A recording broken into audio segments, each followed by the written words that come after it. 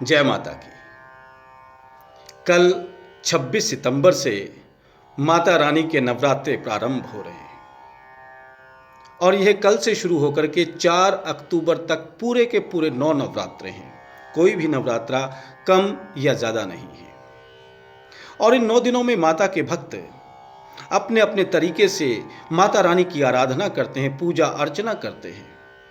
कुछ भक्त व्रत उपवास रखते हैं, कुछ जागरण करते हैं, कुछ अखंड ज्योत जगाते हैं, कुछ अपनी कुल देवी के जाकर के दर्शन करते हैं, सिद्ध स्थानों में जाकर के माता के दर्शन करते हैं और उद्देश्य सबका एक ही है, माता की कृपा को प्राप्त करना, माता का आशीर्वाद प्राप्त करना। हमारे भीतर जो शक्ति छुपी हुई है उस शक्ति को प्रकट करना, जागृत करना, उस शक्ति का आत्म साक्षात्कार करना।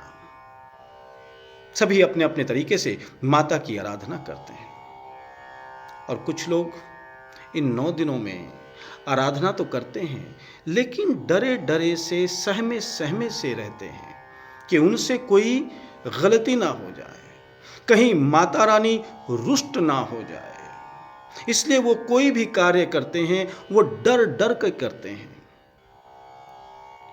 वैसे तो तुलसीदास जी कहते भी हैं रामचरितमानस में कि भय बिन होए न प्रीत, कि जब भय होता है तभी प्रीत भी जागृत होती है। देखिए, माता रानी की आप आराधना कीजिए, पूजा अर्चना कीजिए, विश्वास के साथ कीजिए, श्रद्धा के साथ कीजिए, प्रेम पूर्वक कीजिए और सबसे बड़ी बात, अपने आप को शरणागत करके कीजिए।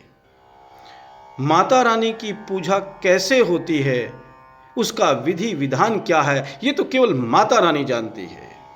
इसीलिए तो प्रार्थना में है कि आवाहनम न जानामि न जानामि विसर्जनम, पूजा चैव न जानामि क्षम्यताम परमेश्वरी, मंत्रहीनम क्रियाहीनम भक्तिहीनम सुरेश्वरी, यत् पूजितम मया देवी परिपूर्णम ततस्तु मे। कि हे माता रानी, हम आपके पूजा के विधि विधान को नहीं जानते, हम तो पूजा से हीन हैं, भक्ति से हीन हैं, क्रिया से हीन हैं। ऐसी प्रार्थना करते हैं कि हमें क्षमा करना।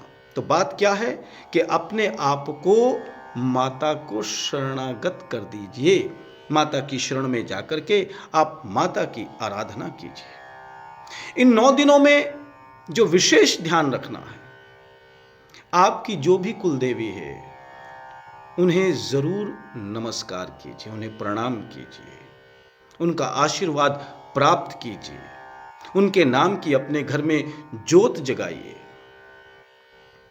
और दूसरी बात, इन 9 दिनों में जो विशेष ध्यान रखना है वह है शुद्धता का ध्यान, पवित्रता का ध्यान।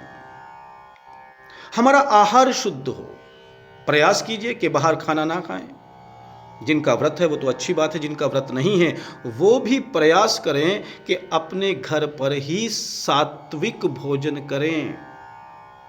तो सबसे पहला जो ध्यान रखना है कि हमारे आहार में शुद्धता हो। जब आहार में शुद्धता होगी तो हमारे विचार में शुद्धता होगी, हमारे आचार में शुद्धता, आचरण में शुद्धता होगी, हमारे व्यवहार में शुद्धता होगी। तो डरना किस बात से है? डरना इसी बात से है कि हम अपवित्र ना हो, मन से अपवित्र ना हो, विचार से अपवित्र ना हो, हमारे मन में शुद्ध विचार जागे, माता के चरणों में हमारा ध्यान रहे। आप विश्वासपूर्वक माता की आराधना, पूजा अर्चना कीजिए, अपने आप को शरणागत करके माता की पूजा अर्चना कीजिए और पूजा अर्चना के बाद यह प्रार्थना जरूर कीजिए कि माता रानी, हम आपके पूजा के विधि विधान को नहीं जानते हैं, वो केवल आप ही जानती हैं।